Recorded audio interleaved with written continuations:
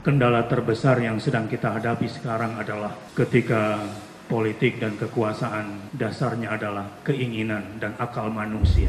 Serangan kaum liberal yang tidak menginginkan adanya campur tangan agama dalam membangun bangsa. Jangan mencampur adukkan antara politik dan agama. Bila Anda tidak ikut politik, maka Anda akan dipolitiki. Jadi itu kata-kata Pak Jokowi keliru besar. Itu kata-kata seorang yang tidak paham Pancasila. Karena kalau nilai agama dipisahkan dari politik, politik menjadi kering dari nilai-nilai kebaikan, akan jadi beringas, akan jadi eksploitatif. Jadi tolong Pak Widodo koreksi lagi itu katanya. Ya. Barang siapa bisa memisahkan gula dari manisnya, maka bisalah dia memisahkan Islam dari politik. Makanya Nabi Muhammad itu pemimpin politik. Di Makkah dia tak punya politik. Politik itu kekuasaan. Di Makkah dia tak punya kuasa.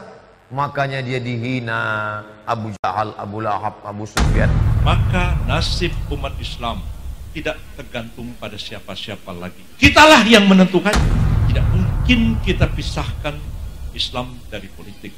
Maka saya mengajak dan menghimbau umat Islam seluruhnya. Jangan ada lagi yang mengatakan kami tidak mau ikut politik.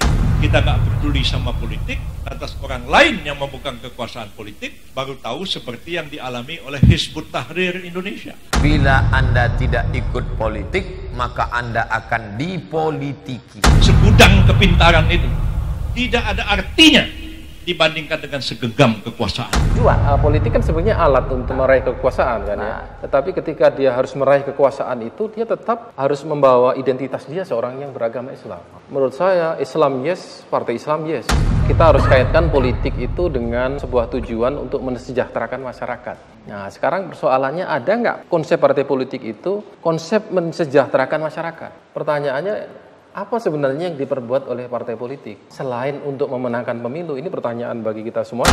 Tujuan daripada kepemimpinan dan kekuasaan utamanya, intinya adalah hirasatuddin, untuk menjaga agama, wa himayatur ra'iyah, dan untuk menjaga masyarakat. Bagi saya sih sebenarnya politik itu adalah salah satu ranah dakwah yang sangat penting ya, karena itu berkaitan dengan kebijakan. Politis dalam arti perumusan kebijakan, mengatur negara, membangun satu peradaban. Itu justru hal-hal pokok yang dilakukan oleh Rasulullah SAW. Selain tentu menanamkan tauhid dan kemudian mendidik masyarakat yang ada pada waktu itu untuk cinta menjalankan ibadah kepada Allah Subhanahu wa taala. Betapa mulianya berpolitik di dalam Islam.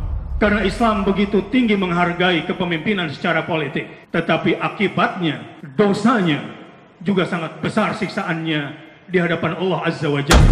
Mengkhianati akad-akad politik terhadap rakyat, tidak menegakkan agama dan tidak memberikan rasa aman dan kesejahteraan kepada rakyat, maka dia akan menjadi politik besar pengkhianatannya di hadapan Allah dan Rasulnya, dan tentunya juga di hadapan orang-orang yang beriman.